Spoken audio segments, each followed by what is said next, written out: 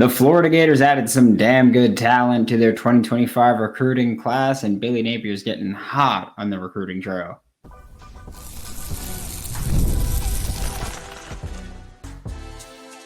You are Locked On Gators, your daily podcast on the Florida Gators. Part of the Locked On Podcast Network, your team every day.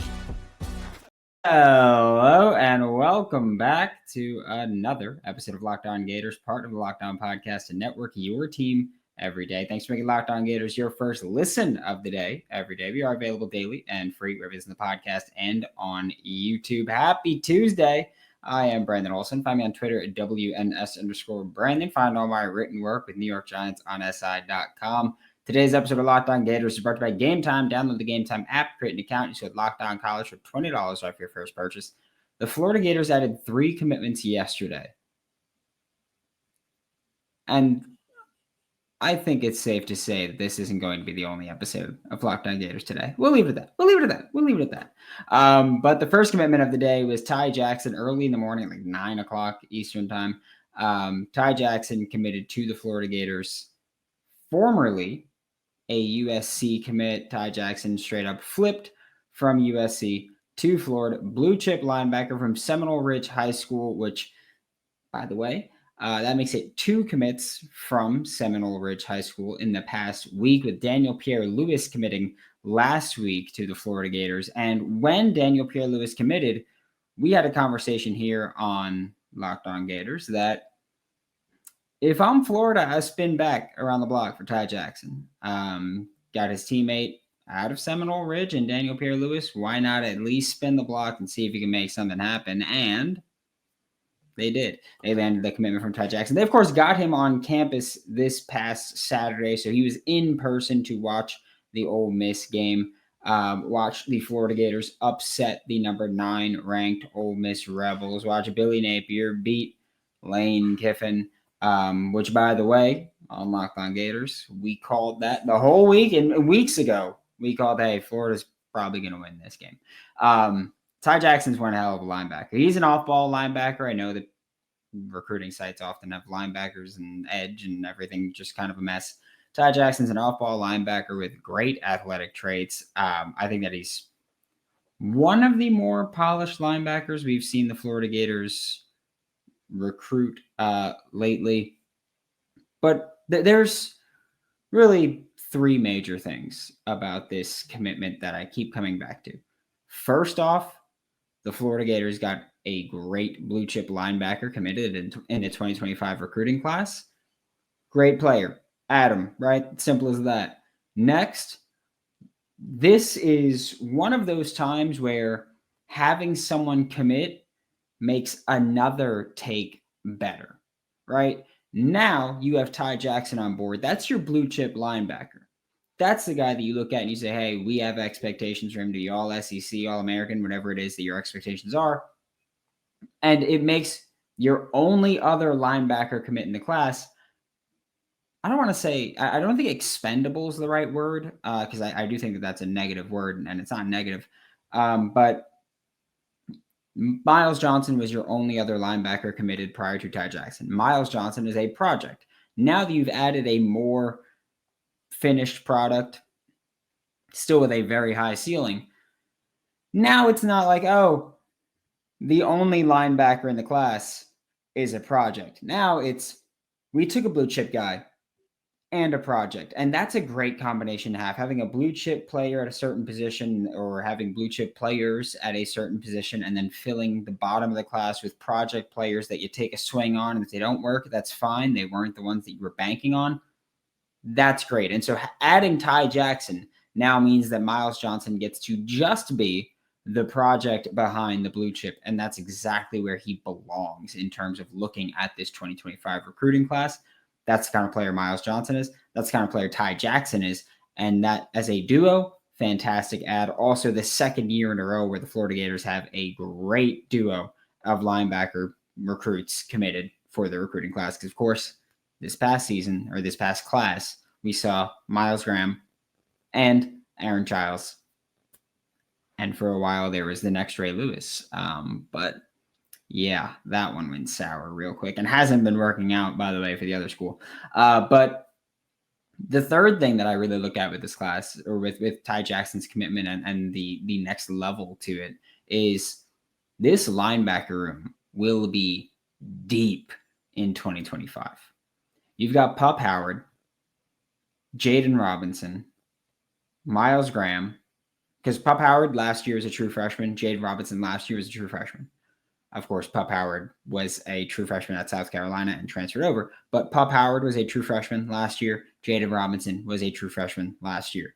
Miles Graham is a true freshman this year and making tremendous development in such a past month. He's taking great steps. Aaron Childs is a true freshman this year. Now you add Ty Jackson as a true freshman next year. You add Miles Johnson as a true freshman next year. And by the way, me naming Pup Howard, Jaden Robinson, Miles Graham, Aaron Childs, you could still go to the portal and add an experienced player there. And you don't have to worry about leaning on your true freshman, because linebacker is a position where it's not great to lean on true freshmen. It's not great to need true freshmen to step up and play well. That's not a good spot to learn, because it's just so tough to play linebacker from an IQ and eye discipline standpoint, that playing as a true freshman is tough. And so the fact that the Florida Gators have 2 true freshmen that are playing really well, even that much more impressive, okay? Then we haven't even talked about Shamar James. Shamar James does have the possibility of coming back. Would not shock me if he came back. I know that prior to the season, a lot of people were like, oh, Shamar could be a first-round pick at linebacker. Shamar could do this. Shamar James has not had an awesome year, right? He just hasn't. He's still got all the athletic traits. He's still got the tools. He's still got the potential to be really freaking good. I just don't think he's taken the developmental step that was expected of him from last year to this year. Again, that's not saying he's playing poorly, but I don't know if he's playing well enough to say he wouldn't benefit from another year.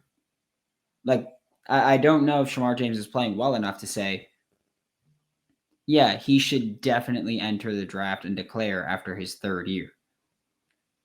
I don't know if he's playing well enough for that, which means that next year you could possibly have Pup Howard, Jaden Robinson, Miles Graham, Aaron Childs, Ty Jackson, Miles Johnson, and Shamar James back in your rotation, and that would be just killer. Obviously, not expecting Ty Jackson and Miles Johnson to be in the rotation, but that would just be a killer room to have. Like, that would easily be in contention for the best linebacker room in the country. The Florida Gators are recruiting linebacker really well right now. They are. And Ty Jackson is a guy that when you watch the film, you go, man, I don't know how he's not a 5-star right now. Like, I think he's a tremendous football player. But rankings are wrong all the time. That's not to say that every 3-star is going to be a 5-star talent, just like the little hidden gem in College Football 25. But it is to say that rankings are wrong all the time. And that when you look at the offer sheet and when you look at what Ty Jackson has done in high school so far, and you say, well, adding that to your recruiting class is pretty damn impressive, you should celebrate that. Ty Jackson is one of the best linebackers in the country, if not the best linebacker in the country. We'll talk about Muizz Tounkara, a wide receiver commit that committed yesterday as well, when we get back with Locked On Gators. Game Time has a new feature called Game Time Picks that makes getting tickets to see your favorite teams play live even easier. Game Time Picks filters out the fluff to show you only incredible deals on great seats, so you don't have to waste time searching through thousands of tickets. If you want to go see the Florida Gators presumably beat the Florida State Seminoles this weekend, you can do that. Last-minute tickets are fine. Last-minute tickets are cheap with Game Time. Don't worry about that one. If you want to go see the Florida Gators play in whatever bowl game they wind up playing in, and that's the great thing about a bowl game, is that no matter where you are, there's a chance that there'll be a game in your area that's actually relevant and matters and is fun. You could do that. Like let's say you live in Michigan and you never get to see the Florida Gators play in person.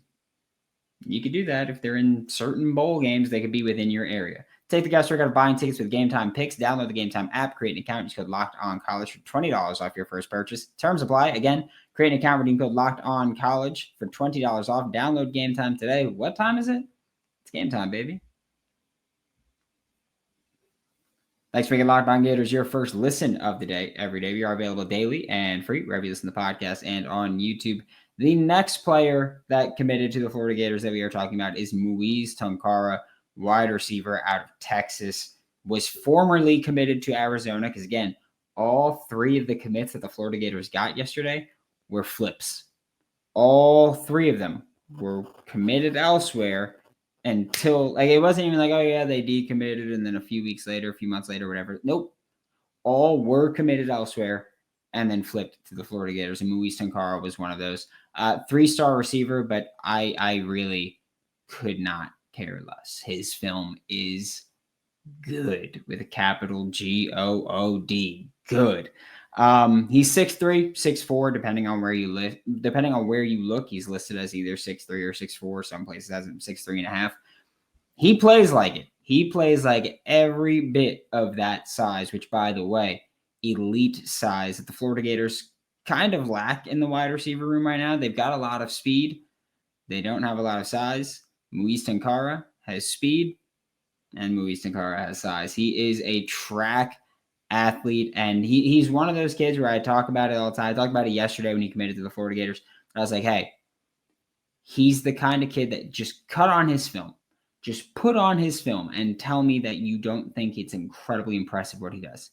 Playing 6A ball in Texas, Muizz Tounkara has, I mean, there's reps on his film where there's two corners on top of him, and there's still a safety over top. That's the kind of attention that Muizz would get. He's really freaking good at what he does, okay? And I mean, it's not just that, like, you can look at him.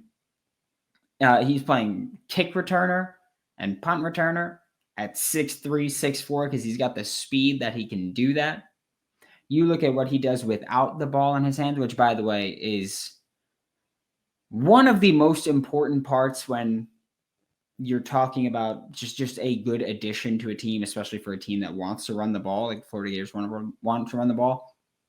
His blocking, looking at what he does without the ball in his hands is beautiful. You cut on the film, and he's legitimately sizing up DBs, blocking them into the dirt. That's the kind of blocking that I care about. Like, I don't need you to be great at blocking. I want to make that clear. I don't need Florida to add just a ton of elite blockers at receiver, right? But it helps. It helps spring explosive runs when a corner is blocked off the edge and you can get to the sideline and get going. It helps when you want to throw screens and now you have a receiver actually blocking someone and engaging there and making plays there. It helps to have a player like Muizz Tounkara in your recruiting class. It helps to have a player like Muizz Tounkara in your receiver room. And I know that yesterday this came up during the live show after Muizz committed to Florida, that people were asking, oh, does this mean that Florida's out for Dallas Wilson and Jamie French? I don't think so. I think it means that Florida is out on either Jamie French or Dallas Wilson. I do not think that it means that they're out on both of them. I think that's not exactly the indication there. And I said this 2 weeks ago that I thought that Muizz would be the next man up. If Florida missed on either Jamie French or Dallas Wilson, that Muizz Tounkara would be in the class, because it was always going to be, and I talked about this as well, that I said I thought if Florida would take his commitment, he'd commit to Florida. And so, and we've talked about Florida wanting 3 receivers in this class. If Jamie French or Dallas Wilson say no, then Muizz Tounkara would be next man up. And I think that Florida still has a chance with Dallas Wilson and not with Jamie French. And so I think that this was just further proof of that, that this is, hey, Florida, or not further proof of who it is specifically, but that Florida knows they're not getting one of those guys, or that they're not getting both of those guys together. So take Muizz, Try to get one of them if you can. And Muizz is the guy that you add. Texas receiver, like I mentioned earlier. So you get to further entrench yourself in Texas. And we spoke about this yesterday a little bit. Florida's done a really good job of not just taking talent from the state of Florida, but trying to set up pipelines in states that tend to have pretty good football players.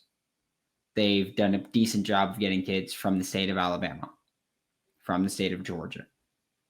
They've dabbled in the Maryland area, the DMV area. They've gotten themselves into Texas. I think you could say that they've gotten themselves into Texas and established themselves that, hey, we're going to try to recruit the state of Texas. Muizz Tounkara is another one of those kids from the state of Texas that you get to broaden this pipeline with. Florida's had players here and there from Texas. Now that you've got DJ Lagway, you've got kids from the state of Texas that want to play with DJ Lagway. And that can't be overstated. Like, a kid can commit in 2025 and say, hey, at least the first 2 years of my time in Gainesville are going to have DJ Lagway as starting QB. That's a really strong selling point if you're a receiver, especially if you're a 6'3", 6'4" receiver that can get downfield. Really strong selling point there. That was not the only commitment that the Florida Gators got yesterday afternoon. Ty Jackson, of course, was the commitment in the morning. Muizz Tounkara and Jahari Medlock committed later in the afternoon. I think it was 2 Eastern, if I'm not mistaken. And if you want to continue Florida's positivity on the recruiting trail, go to Florida Victorious, donate, use code LOCKED to save yourself 20% on your first month with Florida Victorious and help Florida's NIL remain competitive, because I promise you, a lot of kids nowadays, they're going after the money. We'll talk about Jahari Medlock next on Locked On Gators. Get ready to tackle the NFL action with FanDuel, America's #1 sportsbook. Right now, new customers can bet $5 and get $150 in bonus bets if you win. The FanDuel Sportsbook app gives you everything you need to place live bets on the NFL all in one place. So when you get a hunch in the middle of the game, you can check out the latest stats, view live play-by-play, and so much more on the same page where you place your bets. Just visit FanDuel.com to join today. You'll get started with $150 in bonus bets if you win your first $5 bet. That's FanDuel.com. Never waste a hunch and make every moment more with FanDuel, an official sportsbook partner of the NFL. Thanks again for making Locked On Gators your first listen of the day. Every day we are available daily and free reviews in the podcast and on YouTube. Don't forget, if you want to join the Insider program, the link is in the description below, where they knew about both Muizz Tounkara and Jahari Medlock's commitments, or at least knew that we were expecting them this week. Prior to the actual announcements coming out, they get recruiting news, portal news, coaching hire news, or speculation, all that stuff. Get it with the Insiders. First 2 weeks free, and then $5 for the next month every month after that. Now's a really good time to go and just sign up. If you don't like it, just stop. That's fine. But now's a really good time to sign up for an Insider program. Links in the description again. But the Florida Gators landed the commitment from Jahari Medlock, who is someone that we spoke about a little bit last week, not too much in detail, but we spoke about last week as a potential commitment for the Florida Gators in the 2025 recruiting class. This one was expected for a little while now. Jahari Medlock was committed to Cincinnati, and his story is an interesting one because he was a 0-star recruit when he committed to Cincinnati. Okay. He was a 0-star athlete when he committed to Cincinnati in June. Then he went on a bunch of camps and was starting to get a little bit of interest. Then he got offers from Maryland, Georgia, Georgia Tech, and Florida. Not in that order, but Maryland, Georgia, Georgia Tech, and Florida after that. And this is one of those times where I look at the offer sheet and not just the ranking, where he's a 3-star. That's relatively unimpressive, right? But I just can't get out of my mind. You're an offensive tackle that Georgia offers, and not just shows interest, offers, and Georgia Tech offers. And I feel like I can't get, and I understand he's an in-state Georgia player, so it makes sense that they'd offer him. But they didn't offer him until he started popping off. Like, this isn't like they were like, oh, yeah, well, it's a Georgia player. Let's go. They didn't start offering him until he started popping off, until he started developing. When he became a 3-star and he started getting a bit better, that's when they offered him. Dominated just about every camp he possibly could. I mean, you look at the combine numbers that he did, you look at the camps that he went to, and that's where he got all of his interest. That's when it started happening. People saw him in person, and they were impressed with him in person, his athletic ability, and they loved watching him, right? He's a great athlete with size. This is the kind of kid that you want to add at the bottom of your recruiting class. Because really, that's what Jahari Medlock should be, at the bottom of your recruiting class. Not a knock on him. He's very raw, very athletic. He needs time to develop, time to grow. And I think that Florida is a place he could do that. We've seen Florida take this approach on the recruiting trail with offensive linemen specifically, repeatedly, where they go for height, weight, speed, aggressiveness, aggression. I don't know how you'd use it in that term, but that killer mentality, the bully ball mentality. And you add that, you say, hey, well, we can develop him and we can turn him into just we can turn him into an all SEC talent, an all American talent. That's what you can get. You can get Jahari Medlock at the bottom of your class and develop him. And we've seen, like, that's the thing too. Florida's done a decent job of developing some of these kids, right? Like, you look at Najee Harris, has looked pretty good. He was rough to start the year, but he's looked pretty good lately. He got the praise from Cole Kubelik or Kyle Long yesterday. Again, I forgot who it was. But he got that praise. He's had his moments. You look at someone like Caden Jones was out on the field for the screen touchdown against Ole Miss. You look at him finally starting to take those steps. And you can say, hey, yeah, like, if you trust your development, then I trust your recruiting. Like, that's how I look at the defensive line, linebacker. I go, hey, I don't really care about how I feel about a player. If the coach has proven that they will develop and get the most out of guys, if you think that that's a player you can get the most out of and find success with, then so be it. Jahari Medlock is that toward the bottom of the class. The issue with Florida Gators offensive line recruiting has always been they don't bring in enough high quality players. They bring in a bunch of project players, and Jahari Medlock is a project, and that's not an insult, okay? Especially when we're talking about high school to college, basically everybody's a project. It is very rare that anyone steps in ready, like Jeremiah Smith, DJ Lagway, those guys. They're not common. They're not even every year players. Florida has taken the projects and developed them. And Jahari Medlock, again, I think he's a high ceiling, like very high ceiling player. I don't hate the commitment. You're swinging at a premium position. That's also what matters. We talk a lot here about the premium positions: quarterback, receiver, offensive tackle, pass rusher, corner, outside corner specifically. Swing on those players. I love that. You want to swing at a premium position? Good. But you need guys that you can, or that are more reliably good at the top of the list. And that's where Florida's kind of not whiffed, but where Florida hasn't found success is finding those blue chip players, 5-star offensive linemen. But Jahari Medlock, good addition to the class, as long as he's not at the top of your class. And I know there's people saying, hey, maybe he just slipped through the cracks of the recruiting rankings. That happens all the time. Those recruiting sites, as far as evals go, they are horrible with a lot of them. They miss on a lot of them. It's as simple as that. Like, they miss. Happens all the time. I don't even know why people act like the stars matter always. You don't want to fill a class with 3 stars, but you got to swing on some guys. And I don't think that Jahari Medlock is a 5-star caliber offensive tackle. I think Florida needs to get some of that, and I think Florida could get some of that by signing day. But you're swinging at a premium position. I'm fine with it. Jahari Medlock, elite bottom of the class offensive tackle.